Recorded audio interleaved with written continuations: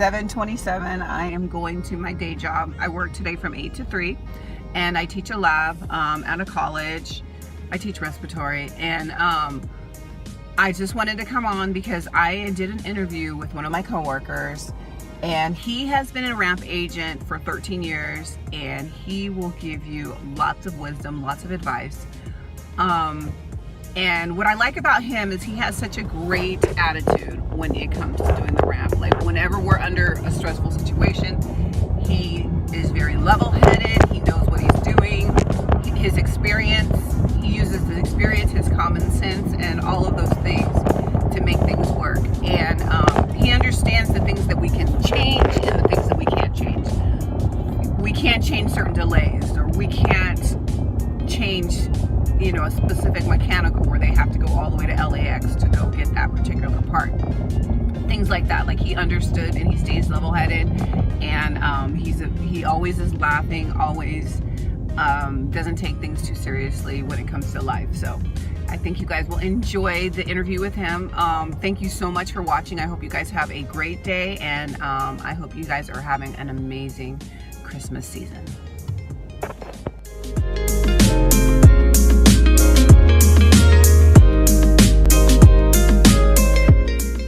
Hello, how are you? What's going on? How you doing? Good, how are you? Good. Do you mind if I ask you a couple questions? Oh, I don't mind. No problem. Let me see if I can see you better over here. Okay. So, how long have you been doing ramp? Well, I've been doing ramp for about 13 years now. 13 long years in the airline business. Why did you go into ramp? Well, originally it was for the traveling. I started off as part-time. At the time, I wanted to travel and see the world. You know, I have other sources of income, so at the time I wanted to really just take advantage of the traveling, and I got stuck in the airline business because of that reason as well. Now, when I started, I didn't have a family. I was single, young, and I did see quite a bit of what I wanted to see then. Now that I have a family, a wife and kids, we're traveling with family, and all that is to my advantage when it comes to the airline business. What was your favorite place to travel so far? So far, our favorite, my wife and I, favorite place is Hawaii. We stayed in Airline, Nice. the Airline Resort, the Disney Resort in Hawaii. That was phenomenal. I mean, we loved every moment of it, and just to have that benefit here to actually do that. That trip probably would have cost me and my wife over tens of thousands of dollars just to go there, but to fly for free and to get there, and we get to splurge a little bit because, you know, of the flying. Matter of fact, there's one right there.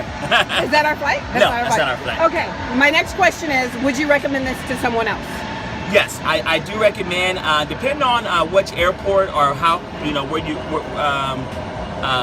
what's your location from your airport that you're located.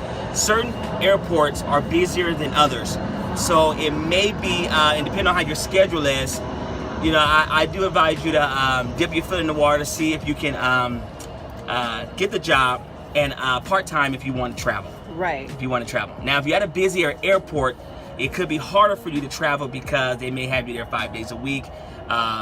As a part-timer, depending on your schedule, I've been to other airlines where it's just hard for them to travel because they can't get away from their schedules, their full-time versus their part-time, which would be the airline. Okay, and then my next question is, they all know that we live in California and how expensive it is to live in California on an airline, like with budget, airline income.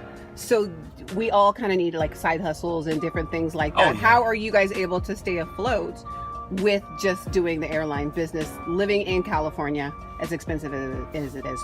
Well, I would say this. My lifestyle does not really reflect what I get paid here because I have other income. That being said, I do real estate investing, and I have, and also my wife, she, our benefits, our medical benefits are with her. So even when choosing her job, knowing that I wanted to stay here, we in our home, we partnership. So we know, but the airline business may not give me the benefits or the funds that we need. So in her regular job, to pick up that slack as far as the benefits, the medical benefits. And as far as the funding is concerned, I knew all along coming to the airline business that it depends who you work for also. Right. It depends who you work for. If you work for subcontractors such as UGE, which is United Ground Express, they have SkyWest, different other ones out there.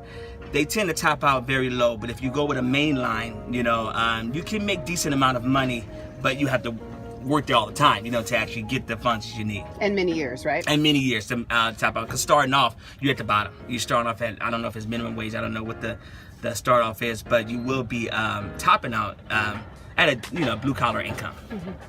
Awesome. Thank you so much. Do you have anything else you want to say? No. Well, I will say this. This experience as a ramper, ground operator here, has been a wonderful experience because of that one benefit, which is traveling. And if you can get into your local airport to try to get something like this to, travel and to have this experience, it's worth it just for the experience. Awesome. Thank you. Awesome. Thank you.